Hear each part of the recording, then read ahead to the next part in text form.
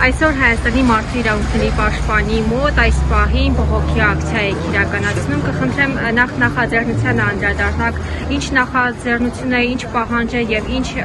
պահանջ նամակով դիմեցիք Տիկին Մանասյանին, խնդրեմ։ Խախտվել են մարդու իրավունքներ, այսինքն Անդրանիկ Թևանյանին կալանավորել են հերիքաբար, այսինքն կալանավորման հիմքում ոչ մի հիմնավոր պատճառ չկա։ Եվ բացի այդ, այսօր իշխանությունը ամենտեղ ասում որ պատիտակ նստում են, փոխարակում են Անդրանիկ Թևանյանի անունը առանց հիմնավորման, եւ հիմա մենք մարդու իրավունքների պաշտպանից պահանջում ենք, որպեսզի արդարություն լինի, եւ եթե չկա մարդու մեղավորությունը հիմնավորող շոկան, ապա ինչ են մարդու անուն փոխարակում։ Պահանջը սա է, որպեսզի լինի արդարություն եւ Անդրանիկ Թևանյանի առումով եւ բոլոր քաղաքապետարանների առումով։ Օրերս նաեւ քաղաքապետարանում հենց այդ թեմայի շուրջ վեճ առաջացավ եւ նաեւ դուք եք կենտրոնում, ես կխնդրեմ նշեք, թե ձեր եւ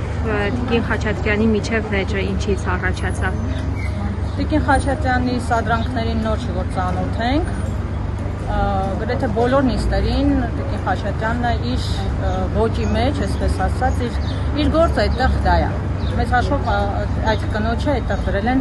այդ դրա համար։ Ուրիշ ինչ ասեց, սկսեցիք, ինքը սկսեց։ Իր ոճի մեջ, քանի որ իրավիճակը թեժ էր, կանգնած տեղից ոչ հարիր բառապաշարով, ինչ որ խոսելագործով դեպի իմ դիմակիցներ խոսքեր էր ուղղում, ես ուղղակի նրան պատտվեցի ասի ու զբաղվեր քո գործով։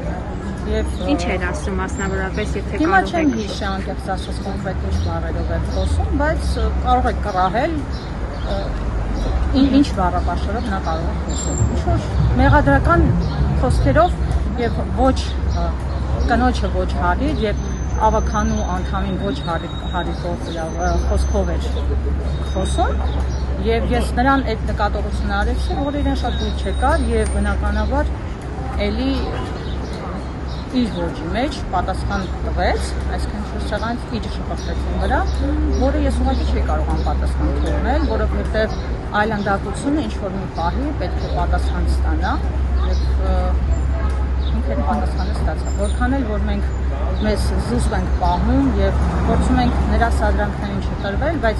այնուամենայնիվ կրկնում եմ այլանդակությունը ինչ-որ պահի պետք է պատասխանը ստանա։ Իսկ դրանից հետո երբ